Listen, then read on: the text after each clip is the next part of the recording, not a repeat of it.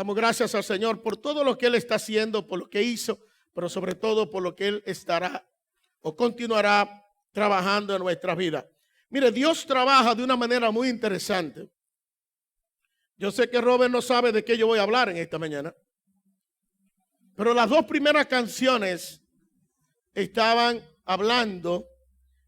dando la introducción a lo que nosotros vamos a continuar hablando en esta mañana. Y así obra Dios. Obra de una manera muy interesante. Él va poniendo las cosas donde Él quiere ponerlas. La va poniendo a la manera que Él quiere hacerla. Entonces yo quiero invitarle a ustedes a orar en este tiempo para que sea el Señor que en su gracia y en sus misericordias hable a nuestros corazones, hable a nuestras vidas, abra el entendimiento de tal manera que nosotros podamos salir en esta mañana de aquí edificados, que podamos salir de aquí con una visión diferente, que podamos salir de aquí con una actitud de rendirnos a nuestro Dios por lo que Él es, pero también por lo que Él está haciendo en cada uno de nosotros. Vamos a orar. Bendito Dios y Padre que moras en las alturas de los cielos, tú que eres el Rey, tú que eres el Señor, tú que eres nuestro Dios. A ti, oh Dios, te exaltamos y te adoramos en esta hermosa mañana. Al estar aquí, oh Señor, estamos con la intención de traer gloria a tu nombre. Estamos con la intención de adorarte a ti. Nadie más merece el ser adorado y exaltado. Solo tú eres Dios, eres el Señor, eres el único Dios vivo, eres el único Dios que transforma, eres el único Dios que es el soberano de los cielos y la tierra. Antes ni después de ti, oh Dios, habrá Dios, porque solo tú eres el Señor. Oh Padre, ayúdanos a entender quién eres. Hemos estado hablando en tu palabra de que quién eres tú, pero también en esta mañana vamos a hablar de qué tú haces por nosotros, qué ha hecho por nosotros y cómo nosotros debemos responderte a ti en base a lo que tú has hecho en nuestras vidas. Padre, glorifícate en medio nuestro. Obra en aquellos que no están aquí por causa de salud. Obra en aquellos que no están aquí por alguna otra causa que no conocemos. Pero permite, oh Dios, que te exaltemos y te adoremos. Que en esta mañana, oh Señor, tú puedas ministrar a nuestros corazones una vez más, como lo ha hecho, oh Dios. Porque todo proviene de ti. Todo lo haces por amor a tu nombre. Y nosotros, entendiendo esto, hemos venido en esta mañana con la intención de alabarte, de glorificarte y de honrarte. Hemos cantado a tu nombre. Hemos traído de lo que nos ha dado. Y también hemos preparado nuestro corazón para dar ofrendas a ti. Pero ahora hemos traído también nuestros corazones para ser edificados por tu palabra y ser edificados por ti. Ayúdanos, oh Dios, concédanos el poder para poder enseñar tu palabra de tal manera que nuestros corazones sean tocados y que al salir de aquí podamos salir con una firme convicción de que tenemos que alabarte y adorarte en cada momento por lo que haces con nosotros. Glorifícate, oh Dios, en nuestras vidas, en Cristo Jesús. Amén. Amén. Vamos a abrir nuestras Biblias una vez más en Nehemías capítulo 9. Y vamos a leer algunos versículos allí para poder tener el tiempo de la palabra. Nehemías capítulo 9, leyendo versículo 16. Y esta vez vamos a usar varios versículos, pero vamos a leer en este tiempo hasta el versículo 19. Nehemías 9:16 hasta el 19. Dice así la palabra de Dios.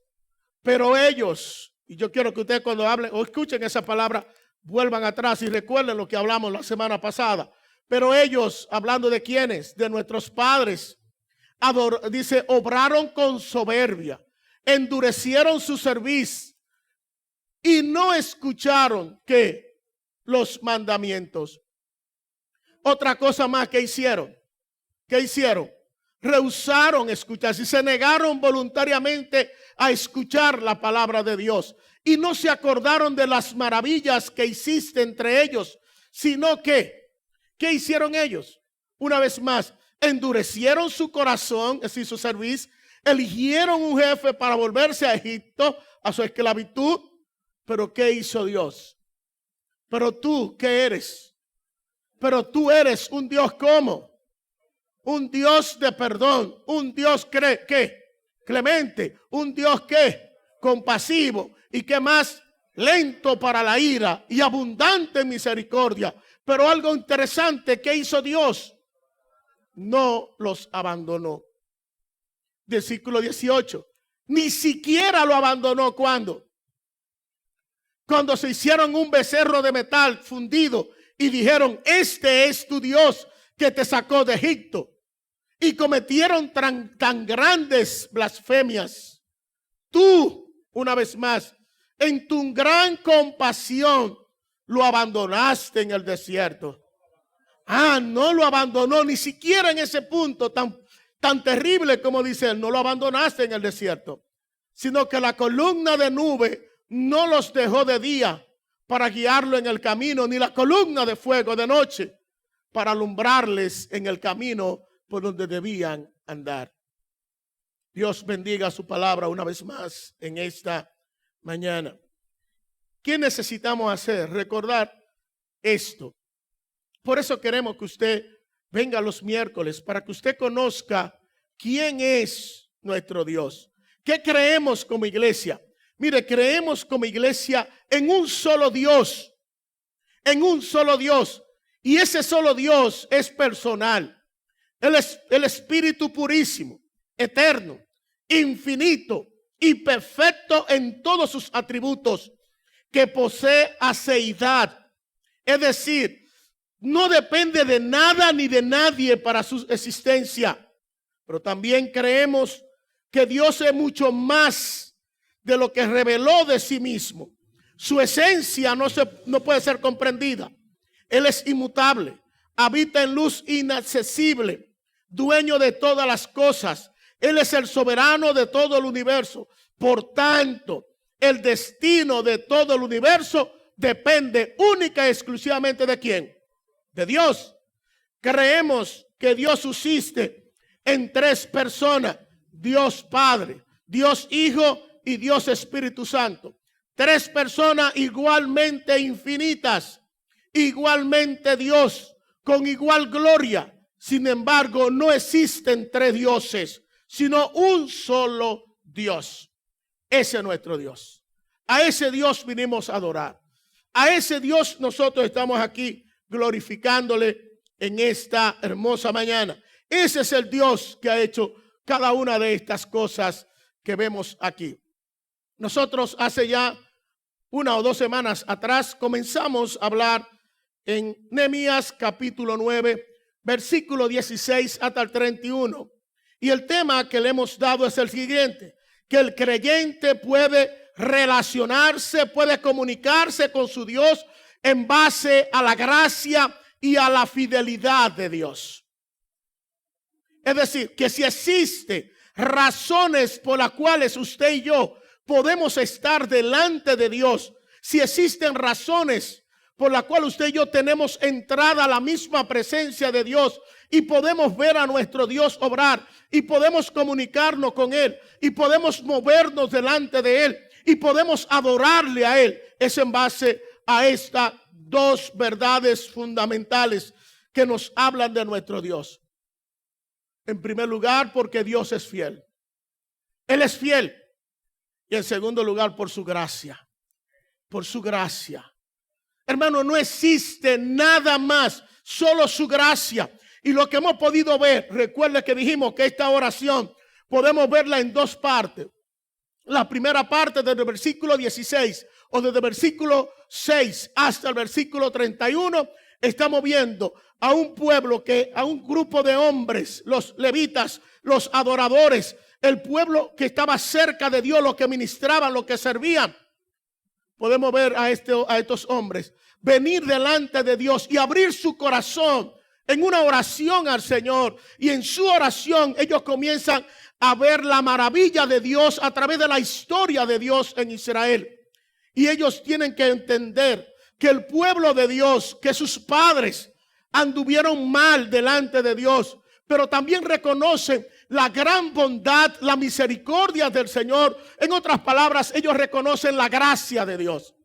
En segundo lugar, versículo 32 hasta el versículo 38, nosotros vimos la semana pasada que lo que estaban haciendo los levitas en ese momento es que usaron del 6 al 31 como plataforma para decirle: Dios, nosotros, a pesar del pecado y la maldad, hemos podido verte a ti obrar por tu gracia y por tu fidelidad. Ahora nosotros, entendiendo que eres un Dios de gracia, que eres un Dios fiel, ahora nosotros venimos a hablarte de nosotros, de nuestra condición. Nosotros estamos en oprobio, nosotros estamos en vergüenza, nosotros estamos lejos de ti. Y reconocemos que es nuestro mal proceder, pero a ti, delante de ti venimos porque eres clemente, eres compasivo y misericordioso. En otras palabras, lo que ellos hicieron fue tomar como base el obrar de Dios, a pesar del obrar del hombre, para venir delante de Dios y decirle: tú eres el Dios de gracia, el Dios fiel, y nosotros ponemos nuestras necesidades en tus manos. También veíamos la semana pasada y decíamos que en esta oración, de una manera interesante, nos enseña las maneras claras en cómo Dios, o de qué manera Dios pudo actuar frente al pueblo o a favor del pueblo, pero al mismo tiempo nos muestra cómo el pueblo responde a la fidelidad, a la gracia y a la misericordia de Dios, que responden con soberbia, que responden con endurecimiento, que responden con desobediencia, que ellos fueron ingratos delante de nuestro Dios. Ahora bien, eso fue lo que nosotros vimos la semana pasada. En esta mañana, continuando, nosotros queremos mirar a nuestro Dios mostrando, a causa de su fidelidad para su pueblo, mostrando su gracia. Desde el versículo 16 hasta el versículo 19, nosotros vamos a ver de una manera especial, de una manera interesante, cómo Dios muestra su gracia para con su pueblo. Pero es posible que usted y yo no entendamos lo que significa gracia. Es posible que hoy todavía, a esta altura de juego, usted no entienda qué es gracia. Quiero auxiliarme en esta mañana de un libro que trata la gracia y dice de la gracia algo interesante. Leí un libro hace muchos años, que quizá algunos de ustedes lo han leído, de Swindoll. Swindoll dice en su libro El despertar de la gracia, una de las cosas que dice, que no hay nada más escandaloso que la gracia de Dios. Este hombre, hablando de la gracia, él dice lo siguiente: el don, el regalo de la pureza en el nuevo pacto emana, es decir, sale, proviene de algo peligroso. Oye, ¿cómo dice? De algo peligroso. Algo que merece un nuevo análisis. ¿Sabe qué es? La gracia de Dios. Y él pone el tema a este capítulo y le dice: peligroso, pero vale la pena. Sigue hablando de la gracia y la manera que él usa para poder ilustrar la gracia de Dios. Dice que un día él y su familia fueron al Gran Cañón en Colorado, en los Estados Unidos. Los que han ido ahí han dicho: mira, cuando vienen ahí y pueden mirar esto, pueden mirar y ver la grandeza de Dios. Así dicen algunos que han ido a Barahona. Nancy, quede por allá. Barahona, Pedernales. Hay un lugar que se llama el Hoyo de Perempito. Dice que cuando los hombres van a ese lugar y miran aquello allí, dice: Dios existe. Porque es algo maravilloso lo que se ve en aquel lugar. Y él dice que él fue a aquel lugar, y ir a aquel lugar, dice, acercarse a aquel lugar, a la orilla de aquel lugar. Él dijo: yo pude ver lo impresionante de la grandeza de Dios. Y él dice: así mismo es su gracia, algo impresionante, algo que nos deja sin aliento. Pero cuando habla de la gracia de una manera más definida, dice: la gracia es irracional, inimaginable y poderosa. Es la palabra que él usa: irracional, inimaginable y poderosa. Dice él, si la gracia de Dios te resulta comprensible, dudo, dice él, que esté lo suficientemente cerca para poder entenderla. Es decir, si usted y yo como creyente podemos decir que nosotros entendemos la gracia de Dios, qué fácil para nosotros entenderla, comprenderla, dice él, yo lo dudo que tú te cerca de entenderlo. Y es una realidad. Mire, mis amados hermanos, ¿cómo nosotros sabemos esto? La reacción y la forma como nosotros actuamos frente a aquellos que nos hieren, frente a aquellos que nos hacen daño. Hay evangélicos, creyentes, convertidos, que reaccionan frente a los demás cuando le hacen daño, cuando lo hieren, de una manera como si no entendieran nunca, como si nunca habían sido recipientes de la gracia de Dios. Y vamos a verlo más adelante. Dice él, el verdadero concepto, hablando de la gracia, escapa a la comprensión, pero no a la experiencia de la misma. Es decir, yo no voy a llegar nunca a entenderlo, y lo vamos a ver en los versículos que hemos leído. No vamos a llegar a entenderlo, pero podemos llegar a experimentarla cuando recibimos el perdón de Dios. Y él sigue diciendo, la gracia es irracional, es inimaginable, pero también es algo que es poderoso. Los creyentes utilizamos tanto el término de la gracia, dice él, que nos hemos vuelto insensibles al impacto que produce la gracia de Dios. Él dice, la gracia no solamente es irracional, no solamente es inimaginable y poderosa. La gracia es inimaginable, es la inimaginable ternura de Dios. Sigue diciendo, en el nuevo pacto, la gracia de Dios supera a todo lo que puedan ofrecer la religión del mundo. Virtualmente toda la religión tiene la justicia como el centro. Es decir, el hombre merece lo que se recibe. Y esa es la forma como actuamos nosotros. A ti yo te doy ¿qué? Lo que tú mereces. Pero eso no es gracia. Eso no es gracia. Eso no es gracia. Eso es justicia. Muchas religiones también agregan el concepto de misericordia. El hombre no recibe todo el castigo que merece. Y hay muchas religiones también que son religiones llenas de misericordia, porque le dan un pequeño descanso al hombre.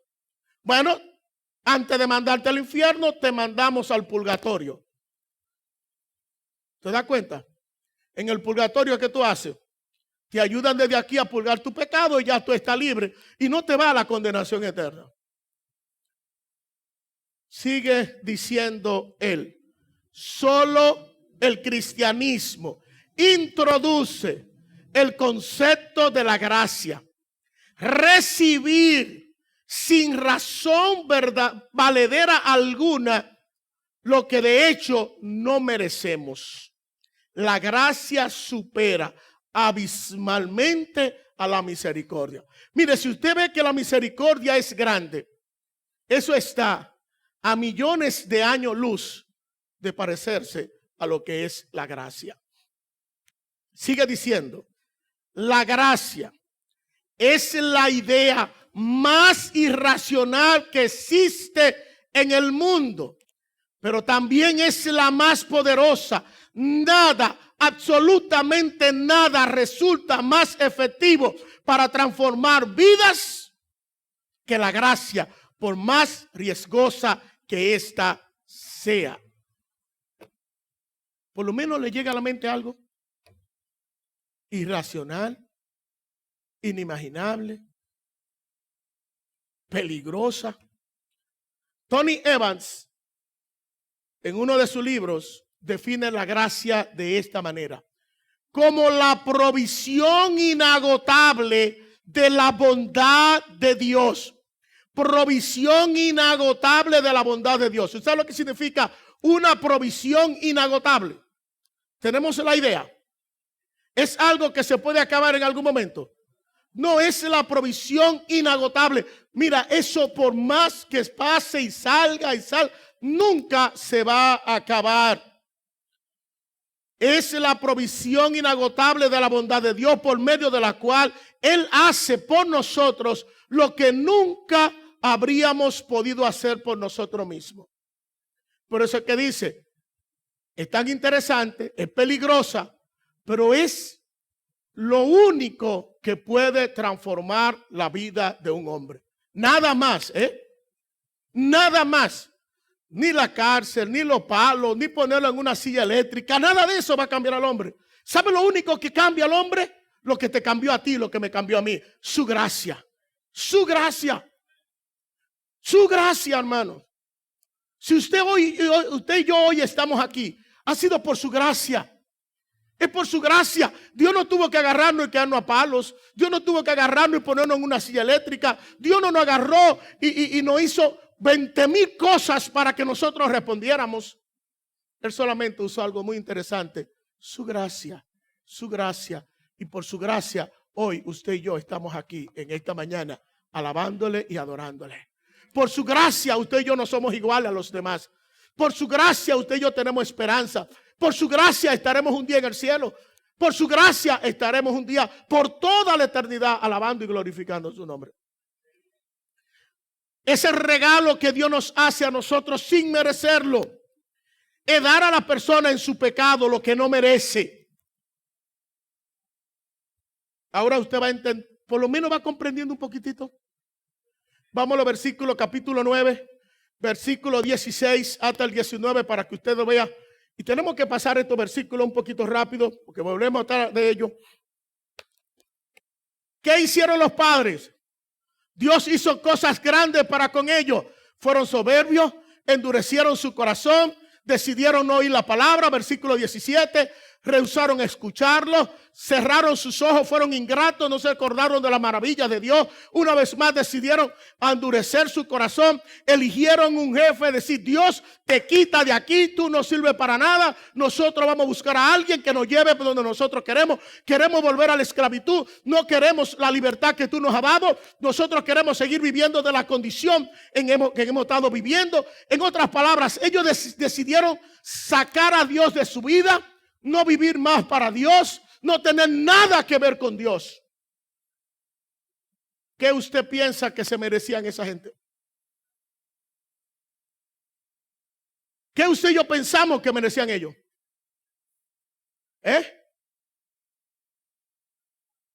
Que se lo llevaran, que lo mataran, que Dios descendiera fuego del cielo y acabara con ellos. Pero Dios había decidido tomarlo a ellos y lo hizo por gracia. ¿Qué hizo Dios? Mas tú eres un Dios de perdón, clemente, compasivo, lento para la ira, grande y abundante en misericordia. Y por eso, hermano, Dios no los abandonó. Dios pudo haberlo dejado allí, pero Él no quiso dejarlo en el desierto, versículo 18. Y no solamente eso, sino que decidieron hacer un becerro de metal fundido. Y dijeron, estos fueron los dioses que te sacaron de Egipto.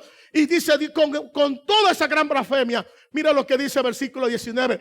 En tu gran compasión, es decir, la gracia de Dios, la incomprensible gracia de Dios, la inmensa ternura de Dios, la inagotable ternura de Dios, por tu gran compasión no lo abandonaste en el desierto, seguiste cuidándolo. Ahí tuviste durante 40 años haciendo que toda esta cosa, mira lo que dice versículo 20. Diste de su buen espíritu para instruirle. No retiraste la comida de su boca, ni siquiera el agua para su sed. Versículo 21. Por 40 años, ¿qué hizo Dios con este pueblo? ¿Qué hizo? Estaba proveyendo para ellos en el desierto y nada le faltó. Sus vestidos no se gastaron, ni se hincharon sus pies. Cuando nuestros hijos hacen cosas malas, ¿qué es lo primero que nosotros viene a nuestra mente?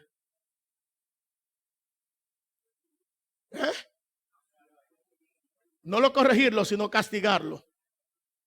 No lo corregimos, sino queremos castigarlo. ¿Y cómo lo castigamos nosotros?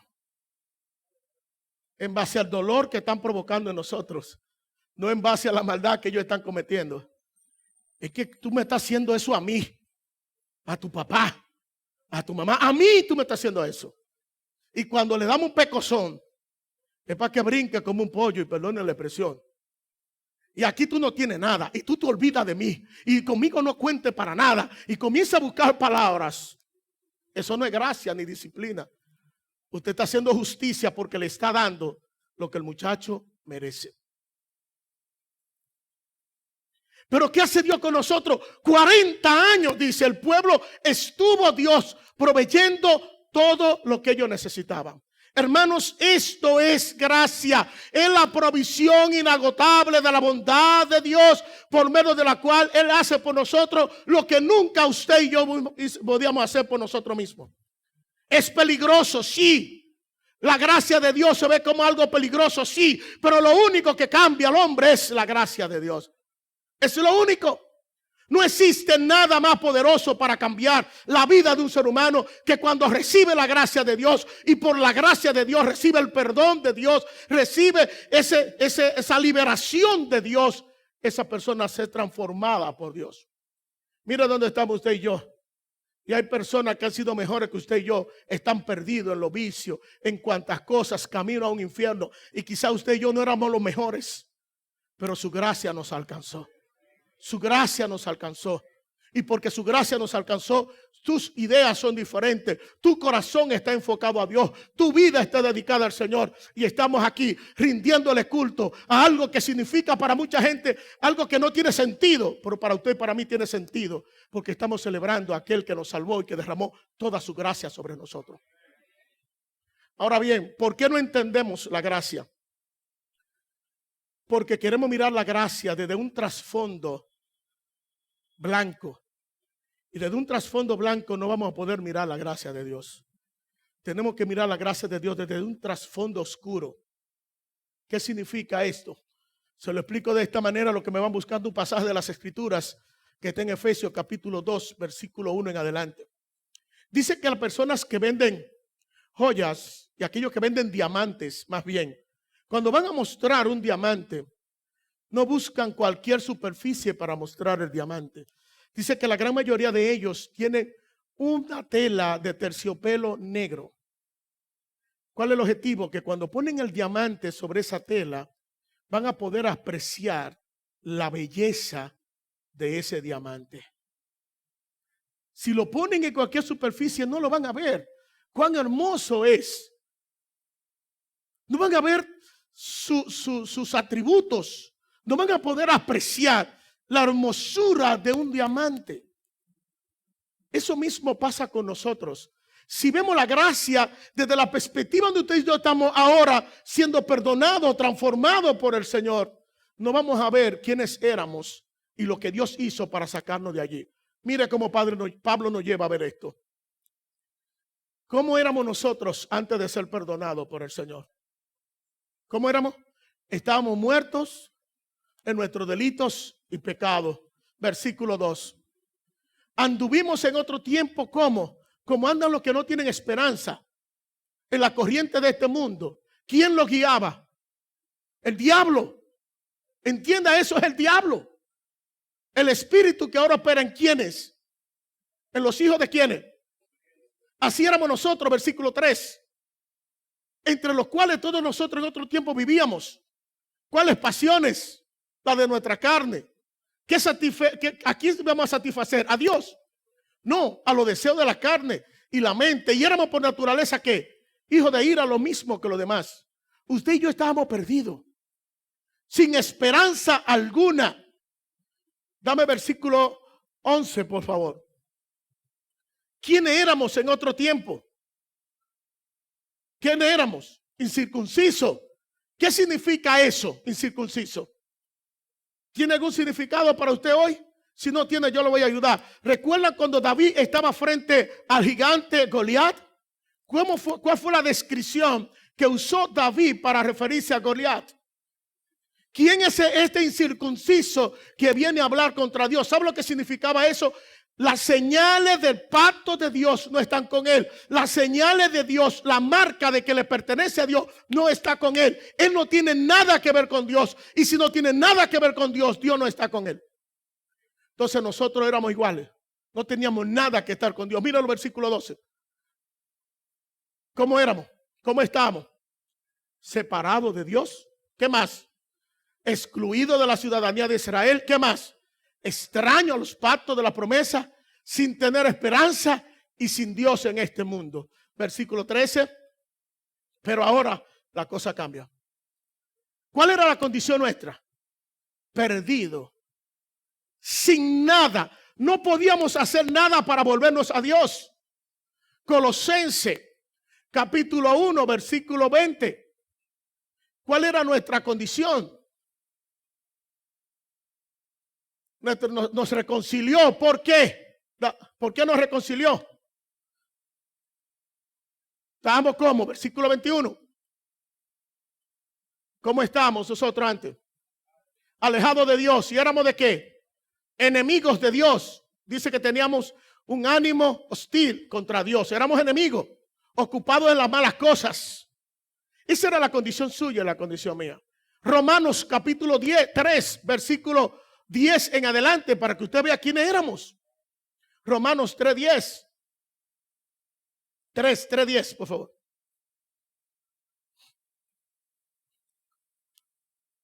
Hay justo. Estaba en una condición que no había, nosotros no éramos justos tampoco. El 11. No hay quien entienda. Nosotros no buscábamos a Dios. Dame el 12. Nos habíamos desviado todo. Nosotros nos hicimos inútiles todo. Nadie hacía lo bueno. Ni siquiera uno. 13. Nuestra garganta era sepulcro abierto. Vivíamos de engaño con la lengua. Nuestra lengua era un veneno. Versículo 14. Nuestra boca estaba llena de ¿qué? Maldición y ¿qué más? Y amargura. Si usted todavía tiene ya maldiciendo y amargura, mire, tiene que revisarse. Sus pies estaban listos para derramar sangre, violencia, destrucción y miseria había en sus caminos. La senda de paz no la conocíamos. No había temor delante de Dios. Dame el 23. Por causa de todo eso, todos habíamos pecado y no podíamos alcanzar la gloria de Dios. Esa era nuestra condición. Y no podíamos hacer nada por nosotros mismos para poder alcanzar el regalo de Dios. Ahí tú estabas, ahí estaba yo. Sin poder salir de ese lugar. Igual que aquellos. Pecando. Pero ¿qué hizo Dios? ¿Qué hizo Dios? Derramó su gracia para con nosotros. Derramó su gracia para con nosotros. Vamos a Efesios capítulo 2, una vez más, versículo 4. Para que usted vea. Pero Dios, que es rico en misericordia, a causa de su gran amor con que nos amó, cuando estábamos nuestros muertos, Él quiso darnos con vida juntamente con Cristo. ¿Y por qué lo hizo? Por su gracia. Por ese favor que Dios tiene para con nosotros. Versículo 6. Él nos resucitó y cambió nuestra condición de tal manera que no solamente nos cambió la condición, sino que nos cambió de lugar. Estábamos camino al infierno. Éramos de otro reino, ahora nos trasladó a su reino. Y mira dónde estamos ya. Estamos sentados en los lugares celestiales juntamente con Cristo. Versículo 7. Para poder mostrar que su abundante riqueza, ¿la riqueza de qué? De su gracia. Hermano, usted no hizo nada. Absolutamente nada para salir del hoyo donde usted y yo estamos. No hicimos nada por nosotros mismos para llegar donde estamos hoy y para recibir la esperanza que usted y yo tenemos hoy. Todo eso, como hablábamos la semana pasada, es por causa de que Dios se amó a sí mismo. Por amor a sí mismo, Dios usó su gracia para mostrar en este tiempo las sobreabundantes riquezas de su gracia por su bondad para con nosotros. ¿En quién? En Cristo Jesús. Versículo 8. ¿Por qué? Porque ha sido la gracia de Dios. Ha sido por causa de la gracia de Dios. Por eso usted y yo fuimos salvados. Por medio de la fe. Y esto no es de nosotros, es un regalo. Es el don de Dios, versículo 9. No por obra. No por obras para que nadie se gloríe. Hermanos, si hoy usted y yo podemos decir que nuestros pecados han sido perdonados, que estamos libres de la ira, que ya no le pertenecemos al diablo, que ahora somos hijos de Dios, que ya no estamos en las tinieblas, sino que estamos en el reino de la luz, ha sido por su gracia. Por su gracia. Por su infinita gracia. Es irracionable. Es algo que no puede entrar a mi mente. Lo único que usted y yo necesitaba era una descarga de ira del cielo sobre nosotros que nos consumiera. Pero ¿sabe por qué estamos aquí? Por su gran gracia. Por su grande gracia. Por su abundante gracia. Vamos a Nehemías otra vez. ¿Qué es lo que Dios hizo con el pueblo? Mostró su gracia. Versículo 17. Dios no lo abandonó por su gracia, hermano. ¿Usted cree que lo que ellos hicieron fue poco? ¿Lo que ellos hicieron fueron poco? No. ¿Sabe por qué Dios los soportó? Por su gracia. Ha sido solamente por su gracia. ¿Sabe por qué usted y yo estamos vivos hoy? Ha sido por su gracia. Por su gracia, hermano. Solamente su gracia. Por eso que este hombre dice, es algo irracional, es algo que que no se puede entender, es algo inimaginable. La gracia es irracional, es algo que no podemos imaginarnos. Es la idea más irracional que existe en el mundo, que pecadores, que hombres y mujeres como nosotros, que queremos muchas veces darle la espalda a Dios, aún así Dios en su gracia y misericordia perdona nuestros pecados y nos lleva a tener intimidad con Él. Hermanos, entender la gracia de Dios debe llevarnos a nosotros a ponernos de rodillas. No obstante, no lo abandonó. ¿Por qué no lo abandonó? Por su compasión, por su gracia, por su gran bondad. Mis hermanos, ese es el Dios que usted y yo debemos conocer. Es el Dios que debemos adorar. Es el Dios en que nosotros tenemos que postrarnos cada día y rendirle adoración, porque solo Él puede hacer lo que ha hecho por usted y por mí. Nadie más. No lo abandonó. Él no lo abandonó. Dios pudo haberlo abandonado, pero no lo abandonó. Mire versículo 18, lo más terrible es esto, versículo 18. ¿Qué le hace pensar eso de versículo 18, hermanos? ¿Qué le hace pensar?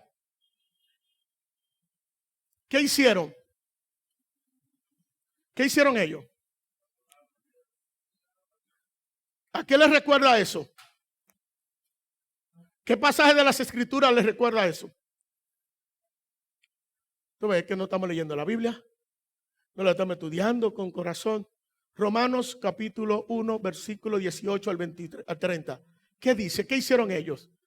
No adoraron a Dios, se pusieron cara a cara con Dios, se pusieron por encima de Dios y después sacaron a Dios de su vida. No lo tomaron en cuenta.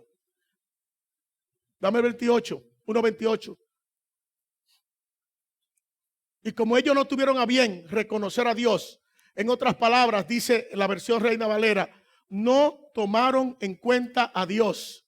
Dios entonces tuvo que hacer algo, entregarlo a una mente depravada para que hicieran cosas que no convenían. Hermanos, cuando nosotros vamos a la palabra de Dios y nos damos cuenta de lo que Dios dice, es algo interesante. Busquemos Éxodo capítulo 34, versículo 10 al 17. ¿No tuvieron en mente a Dios? Dios le contestó al pueblo, he aquí, voy a hacer un pacto delante de todo tu pueblo. Haré maravillas. Eso fue cuando Moisés labró las tablas y estuvo allí delante de Dios. Dice, y haré maravillas que no se han hecho en toda la tierra, ni en ninguna de las naciones, y todo el pueblo en medio del cual habitas verá que la obra de ¿quién? del Señor. ¿Por qué cosa que temible la que haré por medio de ti? Pero observa lo que te mando hoy. Tienen que tener cuidado. He aquí, yo voy a quitar toda la gente que están delante de ti, al amorreo, al cananeo, al hitita, al fereceo, al heveo, al jebuseo. ¿Pero qué? Yo voy a hacer eso, dice Dios, por causa de mi gracia para ustedes. ¿Pero qué? Cuídate de qué? De no hacer pacto con los habitantes de la tierra donde vas. No sea que esto te conviertan en tropezadero en medio de ti. Sino que yo, dice Dios, voy a derribar los altares y voy a quebrar toda la contaminación y todos los ídolos. Pues no adorarán ningún otro Dios, ya que el Señor que, cuyo nombre que es Dios, ese que, Dios que. Pero ellos se olvidaron de eso. Y dijeron, he aquí pueblo, 2 becerros. He aquí pueblo, la representación del Dios que te sacó de Egipto. Se habían olvidado de quién abrió el mar rojo en 2. Se había olvidado, en primer lugar, quién allá obró para que ellos salieran y levantó a Moisés para sacarlos. Se habían olvidado de quién puso en el corazón de todas las egipcias que dieran todas sus prendas para que ellos no salieran pobres. Se habían olvidado quién lo había librado de la mano del faraón. Se habían olvidado que mientras ellos pasaban en seco, el faraón y todo su ejército moría en el agua. Se habían olvidado de la gran liberación que Dios le había dado. Y decidieron hacer sus propios dioses. Yo sé que en tu mente está diciendo, esos son ellos, porque nosotros somos evangélicos, no hacemos dioses. ¿Qué le parece? Nosotros tenemos nuestros altares. ¿Sabe por qué tú no sirves a Dios como tiene que servirle hoy? Porque tiene altares. ¿Sabe por qué tú no adoras a Dios como tiene que adorarlo? Porque tiene altares. ¿Sabe por qué tú no estás predicando el evangelio y discipulando? Porque tú tienes altares, tienes tus dioses. ¿Sabe por qué no estás entregado a vivir para Dios? Porque tienes tus dioses.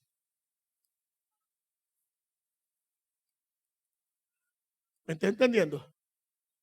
¿Me entendió? Y Dios dice que Él es celoso. No sea que haga pacto con los habitantes de aquella tierra y cuando se prostituyan con tus dioses y le ofrezca sacrificio alguno, te inviten y comas de su sacrificio. ¿Sabe lo que Dios le está diciendo?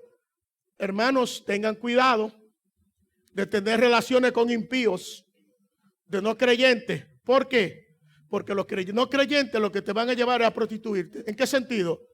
Ellos no sirven a Dios.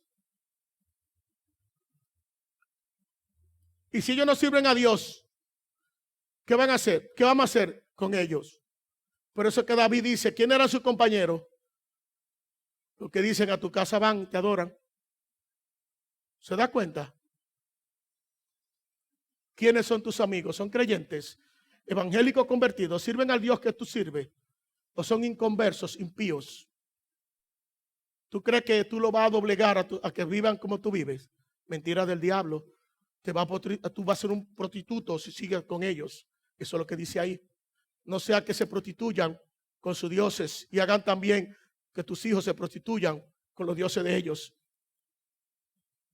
Unirnos con personas que no viven bajo la gracia de Dios, te aseguro, hermano, por más firme que tú estés y por más evangélico que tú estés, te van a prostituir porque ellos están sirviendo a un Dios o a dioses que no son tu Dios. ¿Sabes lo que tú y yo tenemos que hacer? Huye, corta la única relación con ellos para que conozcan a Jesucristo y que vengan a la iglesia conmigo. Si no, Dios te bendiga y Dios te guarde. Te va a prostituir. ¿Quiénes son tus amigos? No solamente eso. Versículo 17. No te hará dioses de fundición. No te hará dioses de fundición. Ahí está. Dejémoslo hasta ahí. ¿Y qué hicieron ellos? Ellos se prepararon sus imágenes y vinieron y le dijeron, aquí está, Señor. Aquí está, pueblo. Estos son tu Señor. Pero Dios se lo había prohibido. Hermano, ¿cuáles son tus dioses? ¿Qué estamos haciendo? ¿O no puede ver la gracia de Dios cada día delante de ti? Si no vemos la gracia de Dios, nos vamos a ligar a ello. ¿Por qué vamos a volver a tener relación con lo oscuro si Dios nos ha sacado de ahí. La única relación con ellos es para predicar el evangelio y para que te acompañen a la iglesia. Pero no son nuestros cachanchanes para ir de arriba y para abajo con ellos.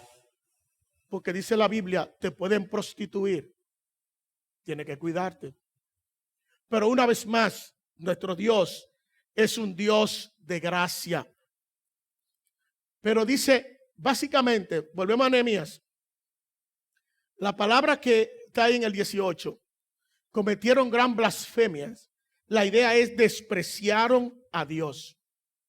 Ellos despreciaron al Señor, que le había brindado todo lo mejor en el camino. Ellos decidieron hacer algo, despreciarlo. Versículo 19. Pero ¿qué hizo Dios? En su compasión, ¿lo abandonó? No. Su gracia, ¿qué le permitió? Seguir con lo que Dios le había dado, una nube para que el sol no se lo comiera en el desierto. Y de noche fuego para que el frío no lo matara. Eso es gracia. ¿Sabe por qué usted y yo estamos vivos hoy? A pesar de los pecados que hicimos antes de ayer y esta mañana. Por su gracia. Por su gracia. Por su irracional gracia. Por su inagotable gracia. ¿Estamos nosotros vivos, hermanos? Si no hace rato que el fuego de Dios, hace rato que el fuego de Dios hubiese hecho cualquier cosa contra nosotros. Ay, hermanos. Versículo 20, mire qué más. No solamente siguió dándole esto. 20, por favor. Versículo 20. ¿Qué hizo Dios aparte de todo eso? Le dio su buen espíritu para instruirlo. Y no le quitó la comida ni le quitó el agua. No solamente lo perdonó, no solamente no le tomó en cuenta eso, sino que siguió proveyendo las mismas cosas. Eso ahí tumba un mito muy interesante. La bendición de Dios no se gana. Por su gracia Dios te bendice. Es por su gracia. Mire, nunca más venga aquí a buscar una bendición. Venga aquí a alabar y adorar a Dios. No sea como los evangélicos que van a la iglesia a buscar una bendición de Dios. No te la vas a ganar. La bendición es un regalo de Dios que viene por su gracia, por su irracional gracia, por su inagotable gracia. Porque aún a ellos lo bendijo Dios. Pecaron, sí. ¿Sabe por qué? Por lo que ya Dios, por lo que somos ya para Dios, nosotros somos sus hijos. Y miren esto, miremos por Romanos capítulo 5, versículo 6 en adelante. Hay cosas que a veces no entendemos. Y yo sé que usted está pensando, pero esto es comamos y bebamos y fiesta para todos. No, hermano, miremos, mira qué dice aquí primero. Porque mientras aún éramos débiles a su tiempo, ¿qué hizo Cristo por el impío? ¿Por quién murió? Por el impío. Porque a dura pena habría alguien que muriera por un justo. Aunque tal vez alguno se atreva a morir por quién. Por el bueno. Pero Dios demuestra su amor para con nosotros, que no somos impíos, ¿verdad que no? ¿Cómo? En que siendo aún pecadores, ¿qué murió Cristo? ¿Por quién? Por ti y por mí. Entonces, hermanos, si aún cuando éramos impíos y pecadores, Cristo decidió ir a la cruz a morir por ti y a morir por mí, ¿qué usted piensa que Dios va a hacer contigo ahora? Entonces, mucho más, habiendo sido ahora justificados por su sangre, ¿seremos qué? ¿Salvo de qué? ¿Por medio de quién? Versículo 10. Porque si cuando éramos enemigos fuimos reconciliados con Dios por la muerte de su Hijo, mucho más ahora, siendo reconciliados, ¿seremos qué? Por la vida de su vida, la vida de Cristo. Versículo 11. Y no solo esto, sino también que nos gloriamos en quién. ¿Por medio de quién? ¿Por quien ahora hemos recibido? En otras palabras, hermano, ¿qué es lo que está diciendo? Si cuando éramos enemigos de Dios, Él decidió por su gracia amarnos. ¿Cuánto más ahora, siendo sus hijos, si pecamos y nos volvemos a Él en arrepentimiento, no nos va a perdonar Dios? Una vez más, la inagotable gracia de Dios. La inagotable gracia de Dios. Hermanos, estas personas no amaron a Dios como Dios debe ser amado.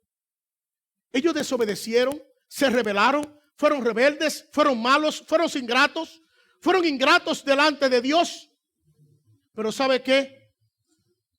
Durante 40 años, Dios mantuvo su fidelidad con su pueblo. Pero ellos no podían ver, mis amados hermanos, lo que Dios había hecho. Que Dios lo había trasladado de un fondo oscuro de infidelidad a brillar en la luz luminosa de la fidelidad de Dios. ¿Sabe lo que está diciendo? Dios es fiel. Dios es fiel y Dios siempre cumplirá siempre sus promesas. Y si Él dijo que lo amó con amor eterno, su amor será por siempre. ¿Significa eso que si yo peco todo se va a estar tranquilo? No. Él ha provisto la forma de reconciliarnos. Porque si confesamos nuestros pecados, Él es fiel y justo para perdonarnos y limpiarnos nuestra maldad. Hebreos capítulo 10, capítulo 12, versículo 10. ¿Qué dice? Desde el 5 en adelante dice que nosotros no somos bastardos. Un bastardo es un hijo ilegítimo. Nosotros somos hijos legítimos de Dios. Y como somos hijos legítimos de Dios, Dios lo que hace que fuápete. ¿Para qué nos disciplina? Dice que nuestros padres nos disciplinaban por pocos días y como a ellos les diera su gana. Mas Dios, ¿para qué nos disciplina? Para bien. ¿Para qué? Para que participemos. Entonces, hermanos, ¿qué está diciendo? Cuando nosotros como creyentes pecamos y andamos mal delante de Dios, Dios va a usar su disciplina para volvernos a Él. Eso es parte de su gracia también. Cuando esté bajo la disciplina de Dios, bajo la prueba de Dios, Dios te está diciendo, algo no anda bien con tu vida, tiene que volver. Pero hay momentos que Dios te dice, ¿por qué vienen las pruebas? Porque necesitas conocerme más y abrir más tus ojos y que sepa quién soy yo. Hermanos míos, Dios en su bondad y en su misericordia nos ha dado eso. No obstante, hermano, a pesar de todas esas cosas, usted y yo le respondemos igual que este pueblo a Dios. A veces somos ingratos. A veces nos rebelamos contra Dios. A veces somos malagradecidos. Sí o sí. Por cualquier cosa yo vengo a adorar a Dios. Pero tú sabes lo que Dios ha hecho con tu vida. Ay, que tú no sabes la situación que yo estoy pasando. Pero tú no sabes lo que Dios hizo para salvarte. Nosotros estamos dispuestos a negociar cualquier cosa para no estar un domingo en la iglesia. Un paseo, un trabajo, cualquier cosa que me saque de la iglesia está bien. Porque no hemos entendido la bondad y la gracia de Dios para nuestras vidas. Un dolor de pie, yo no vengo. Un dolor de cabeza, yo no vengo.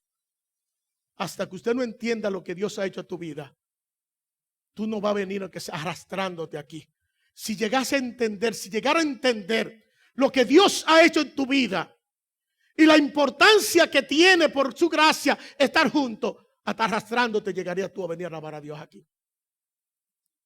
Pero igual que ellos, soberbios, rebeldes, ingratos, malagradecidos, malos, así respondemos nosotros a esa irracional e infinita gracia de Dios. ¿Qué produce eso en tu vida? Que no vas a crecer, que no vas a vivir para Dios como debe vivir, que va a estar limitado en tu vida, que tu vida no va a ser una vida de gracia para el Señor. Mire, seguimos rapidito, vamos a ver la segunda parte, versículo 22 en adelante. Ya el escenario cambia. El escenario cambia porque aquí está hablando ya cuando Dios lo introduce en la tierra. Le da la tierra y le da todas las órdenes. Le dice, no se una con nadie más. Pero surgió una generación que no conocieron a Dios. O que no conoció a Dios. Mira, dice que le dio reino. Se lo repartió con límites. Sí, le dio toda la tierra con su título y sus bordes por ahí bien definidos para que todo el mundo supiera hasta dónde era su tierra. Versículo 23. Le dio hijos, cumpliendo su promesa a Abraham que iba a ser una nación grande. Y le dijo que entraran a la tierra. Versículo 24. Entraron, poseyeron la tierra y todo el mundo se sometió bajo ellos, para que hicieran lo que ellos quisieran. Versículo 25. Capturaron ciudades fortificadas, es decir, llegaron a ciudades que todo estaba listo. Listo para ellos, para que ellos vivieran. Versículo 26. Otra vez. A pesar de la gracia de Dios, otra vez para ellos. Desobedientes, rebeldes, no leyeron, no querían leer la Biblia ni obedecerla. Mataron a los profetas y no querían volverse a Dios. Otra vez, rechazaron a Dios. Gran blasfemia delante de Dios. Entonces, ¿qué hace Dios una vez más para mostrar su gracia? Versículo 27 al 30.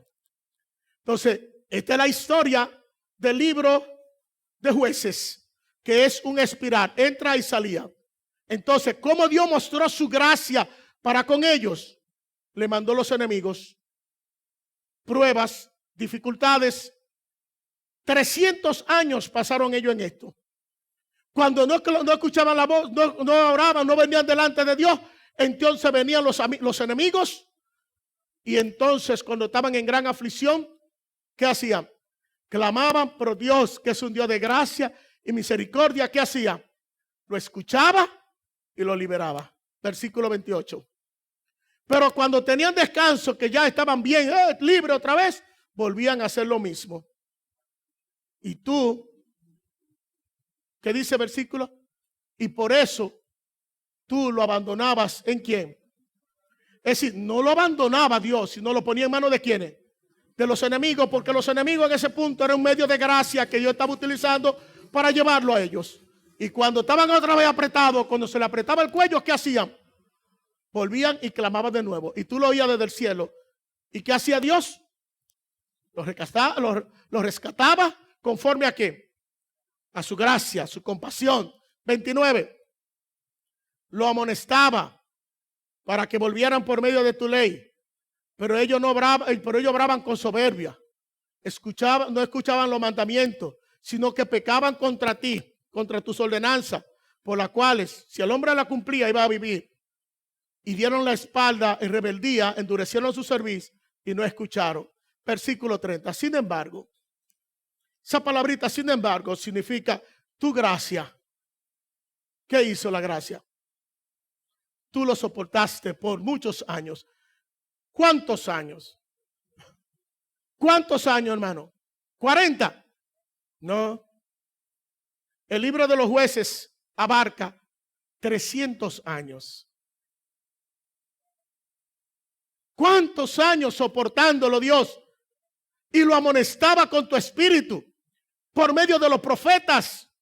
Y a pesar de que no prestaban oído, entonces lo entregaste en manos del pueblo de estas tierras. Versículo 31. Pero una vez más, tu gracia. ¿Qué hizo la gracia de Dios? Tu gran compasión. En lugar de haberlo matado a todo, su gracia fue mostrada. No lo exterminó, ni lo abandonaste. ¿Por qué razón? Porque tu Dios y mi Dios es un Dios que clemente y compasivo, un Dios de gracia. Su gracia es inagotable, es irracional. ¿Qué debe llevarte a pensar esto, hermano? Si lo dejamos hasta aquí, no tendría sentido todo lo que hemos dicho. Pero ¿qué debe llevarnos a pensar esto, hermano? ¿Qué debe llevarte a pensar la gracia inagotable de Dios? La gracia que es irracional. ¿Qué debe llevarte, hermano? ¿Qué podemos aprender de esto, hermanos míos? 5 cosas que lo vamos a decir rápidamente. En primer lugar, que lo que Dios, el Señor, ha hecho por nosotros, lo ha hecho por amor a su nombre. Que no depende nada de ti ni de mí. Depende de su gracia y del amor a su nombre que Él tiene. Esto debe llevarnos a nosotros a rendirnos delante de Él. Escuche esto. Va a sonar raro, va a sonar a herejía, pero no es una herejía. Que el pecado de la humanidad, que el pecado del hombre no puede hacer nula la fidelidad, ni la hace nula la gracia de Dios. Dios seguirá siendo un Dios de gracia a pesar del pecado de la humanidad, y Dios va a seguir siendo un Dios fiel a pesar de la infidelidad de los hombres delante de Él. Y eso debe a nosotros darnos una paz terrible. Otra cosa, que el hecho de que nuestro Dios sea un Dios de gracia, que su gracia sea irracional, sea inagotable, que Él es un Dios fiel, que cumple siempre su promesa, esto debe llevarnos a recordar lo siguiente: que tu Dios y mi Dios es un Dios infinitamente santo. ¿Qué significa eso? Es verdad que Él es un Dios de gracia, pero Él es infinitamente santo. Y si Él es infinitamente santo, tenemos que tener cuidado, porque nada impuro se comunica con Él. Nada impuro se comunica con Él. Eso no es libertad para que comamos y bebamos y vamos a vivir como nosotros queramos. Debe tener cuidado, porque la palabra dice que Él es fuego consumidor. Hebreos capítulo 10. Horrenda cosa también es caer en las manos del Dios vivo. Significa que no tenemos libertad para pecar y vivir en pecado. Hebreos capítulo 10 versículo 26 dice: porque si pecaren o si continuamos pecando, podemos buscar Hebreos 10, 26, ahí está. Porque si continuamos pecando deliberadamente, después de haber recibido el conocimiento de la verdad que ustedes han recibido, ya no queda sacrificio por los pecados. Versículo 27, sino cierta horrenda despertación de juicio y la furia de un fuego que ha de devorar, de consumir a los adversarios. No podemos rechazar a Cristo y esperar estar bien con Dios. Si rechaza a Cristo, es posible que la gracia de Dios no te haya alcanzado a ti. Si la gracia de Dios te ha alcanzado, tu vida tiene que ser transformada para vivir para Él. Hermanos, ¿qué nos lleva a pensar esto? Que nuestra actitud delante de Dios debe ser una actitud de agradecimiento expresada a Dios en obediencia, en adoración y en servicio a nuestro Dios. Si usted no puede adorar a Dios y ser fiel a Dios y servir a Dios con lo más simple que Dios te ha dado, diciéndote: reúnete cada semana, tú no sabes lo que Dios ha hecho por ti. Tú no sabes lo que es la gracia de Dios. Si no puedes ser fiel leyendo su palabra todos los días y teniendo un tiempo de oración todos los días para adorarle a Dios de manera personal, no ha entendido lo que es la gracia de Dios. No lo ha entendido, hermano. Y tú necesitas orarle para que Dios abra tu entendimiento y entiendas lo que es la gracia de Dios. Por último, esto debe llevarnos nosotros, mis hermanos, a que podamos reconocer que nuestro Dios es un Dios de gracia. Y como Él es un Dios de gracia, reconocer que nuestro Dios es un Dios de gracia debe de llevarnos a vivir todo el tiempo, 24/7, todo el tiempo que nos quede aquí en esta tierra, vivir para la gloria de Dios. Entender la inagotable, la irracional gracia de Dios, lo que Dios ha derramado, lo que nos ha sostenido. Reconocer eso, hermano, debe ponernos de rodillas. Debe ponernos de rodillas. Usted y yo lo único que merecíamos era el infierno. Su ira sobre nosotros. Su ira. ¿Y qué ha hecho Él? Ha puesto su gracia. Dios, ni podemos buscar su gracia, la canción de René González. Hermano, por su gracia estamos de pie. Por su gracia podemos adorarle. Por su gracia podemos leer la Biblia y entenderla. Por su gracia podemos cantarle. Por su gracia podemos ser un instrumento para Él. Por su gracia usted va camino a la eternidad con Él. Por su gracia tenemos herencia. Por su gracia hemos sido hechos sus hijos. Por su gracia somos lo que somos. Por eso Pablo le dice a los hermanos en Corinto: tengan cuidado en que no menosprecien la gracia de Dios. Y muchos de nosotros la menospreciamos. La gracia de Dios, su infinita, lo irracional, lo incomprensible, que es su gracia, debe llevarnos a nosotros a soltar todo y amarrarnos de Dios y a vivir para Dios y agradarle a Dios. Porque lo que usted y yo tenemos no depende de nosotros, es por amor a sí mismo. Por eso Él ha metido su gracia, por eso nos ha dado su gracia, por eso ha derramado su gracia sobre nosotros. Oremos mientras escuchamos esta canción.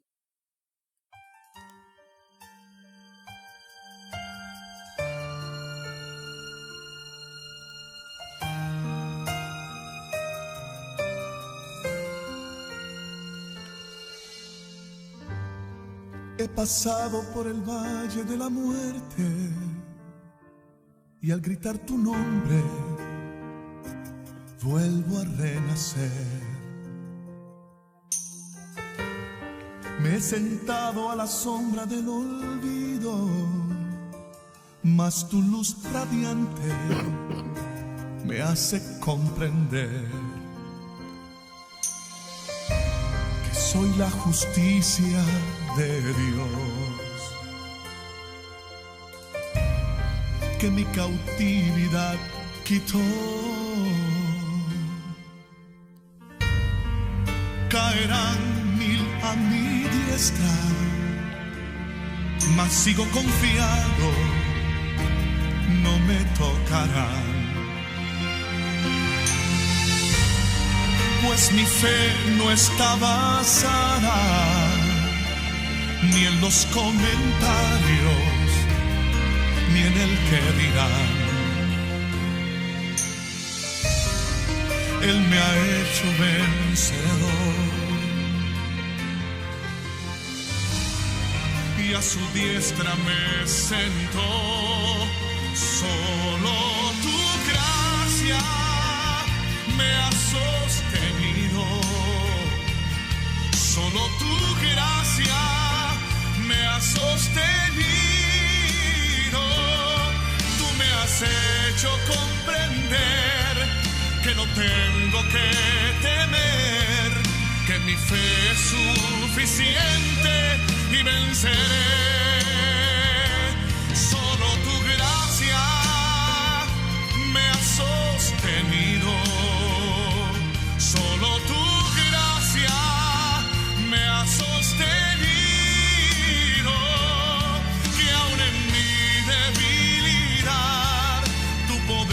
Se hace más fuerte y tu gracia es el poder que me sostiene. No importa lo que digan, no importa lo que hagan, nada me detendrá. Solo tu gracia me ha sostenido, solo tu gracia me ha sostenido. Tú me has hecho comprender que no tengo que temer, que mi fe es suficiente y venceré. Solo tu gracia me ha sostenido, solo tu gracia me ha sostenido, que aún en mi debilidad tu poder se hace más fuerte y tu gracia es el poder que me sostiene.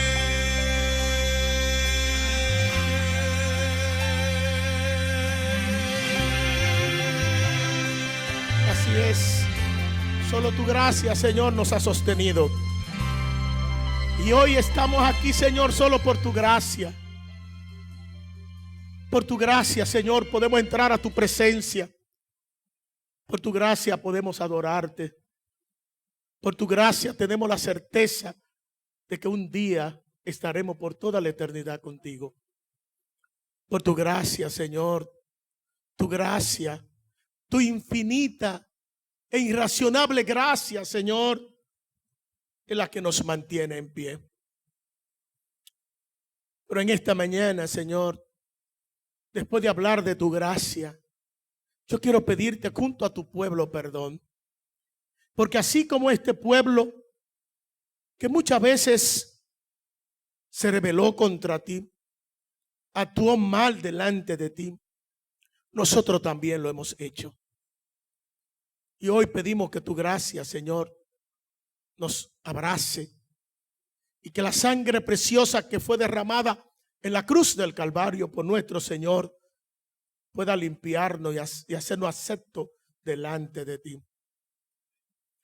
En esta hora, Señor, ayúdanos. Es posible que no entendamos o no llegamos a comprender por lo menos lo mínimo de lo que es tu gracia, porque nuestro entendimiento esté cerrado. Obra, Señor, obra, Dios, en los hermanos en esta mañana, de tal manera que no salgan de aquí sin tener abierto su corazón a ti, Padre, a reconciliarse contigo, a amarte a ti por encima de toda la cosa, a disfrutar tu gracia y a no ser vana tu gracia, Señor. Oh Padre, muchas gracias porque hemos sido el recipiente de tu gracia. Obra en cada uno de nosotros, llevando a nuestras casas. Y lo que resta del día, ayúdanos a meditar en que tu gracia es inagotable. Y que esto debe llevarnos a rendirnos a ti. Muchas gracias en el nombre de Jesús. Amén.